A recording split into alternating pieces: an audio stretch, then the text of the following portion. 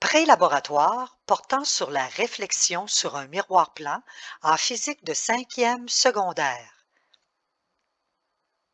Nous allons voir les relations mathématiques entre l'angle d'incidence et l'angle de réflexion, ainsi qu'entre l'angle de rotation d'un miroir et l'angle de déviation du rayon réfléchi. Dans la partie 1, le but est de vérifier une des lois de la réflexion. L'angle d'incidence est égal à l'angle de réflexion. Dans le protocole, vous aurez à compléter la liste du matériel, à illustrer sur le rapporteur d'angle papier la deuxième loi de la réflexion. Dans la partie 2, vous aurez à déterminer la relation mathématique entre l'angle de déviation du rayon réfléchi et l'angle de rotation du miroir. Vous aurez le tableau de résultats à compléter, à faire un graphique, le calcul de la pente de la droite obtenue sur le graphique et à terminer par l'analyse. Partie 1. Vérifier une des lois de la réflexion. L'angle d'incidence est égal à l'angle de réflexion. Sur un rapporteur d'angle papier, on trace la normale. On trace aussi un rayon incident qui forme avec la normale un certain angle. Ici, la mesure de l'angle est de 30 degrés. Avec la boîte à rayons parallèle, on va diriger un rayon incident en direction du miroir. On observe que le rayon est réfléchi. Avec le crayon, on trace un trait sur le rayon réfléchi. À l'aide d'une règle, on trace le rayon réfléchi. On mesure l'angle de réflexion à l'aide du rapporteur d'angle papier. La mesure de l'angle de réflexion correspond à 30 degrés.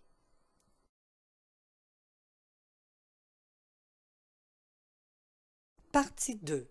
Le but est de déterminer la relation mathématique entre l'angle de déviation du rayon réfléchi et l'angle de rotation du miroir. On trace une normale. On trace un rayon incident. Celui-ci a une valeur de 20 degrés. On trace 3 positions pour le miroir.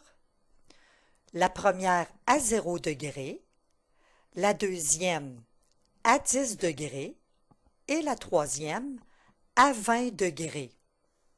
Ces valeurs correspondent aux angles de rotation du miroir.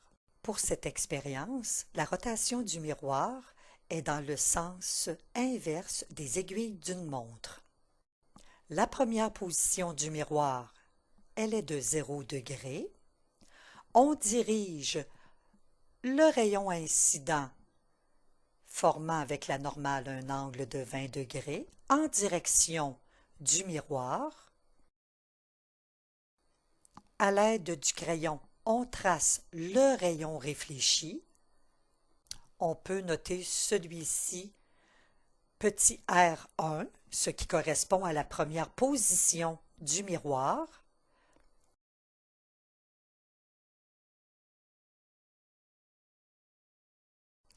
On trace le rayon réfléchi à l'aide de la règle. On oriente le rayon réfléchi. On mesure la valeur du rayon réfléchi R1 en partant de la normale. La valeur est de 20 degrés. On répète les étapes, cette fois-ci en faisant faire une rotation de 10 degrés au miroir. Cette rotation est dans le sens inverse des aiguilles d'une montre. On positionne le rayon de la source à rayon parallèle sur le rayon incident qui forme un angle d'incidence de 20 degrés avec la normale. Le miroir a un θ2 de 10 degrés. On trace à l'aide du crayon un trait sur le deuxième rayon réfléchi. On trace à l'aide de la règle le rayon réfléchi R2. À l'aide du rapporteur d'angle papier, on mesure l'écart entre le rayon réfléchi 1 et le rayon réfléchi 2. Cela correspond au delta de θr. Cette valeur est de 20 degrés. Donc, pour un θm pour le miroir qui est égal à 10 degrés, nous avons un delta de θr qui correspond à 20 degrés.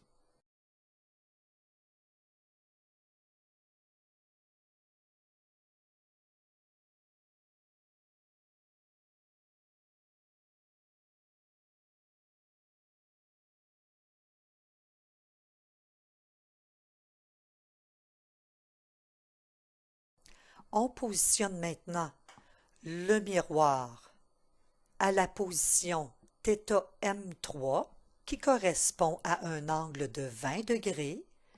C'est une rotation dans le sens inverse des aiguilles d'une montre. Toujours avec le même angle d'incidence de 20 degrés, on dirige un rayon incident en direction du miroir. On trace un trait sur le rayon réfléchi.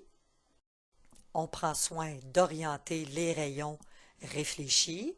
On trace le troisième rayon réfléchi qui correspond à la position 3 du miroir. On peut noter ce rayon R3. On mesure de nouveau le delta θr en partant du rayon réfléchi 1 jusqu'au rayon réfléchi 3.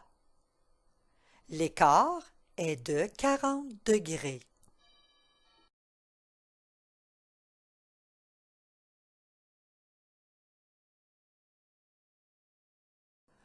Pour un angle de rotation θm3 de 20 degrés, on obtient un delta de θr de 40 degrés. Vous pouvez maintenant compléter votre rapport de laboratoire.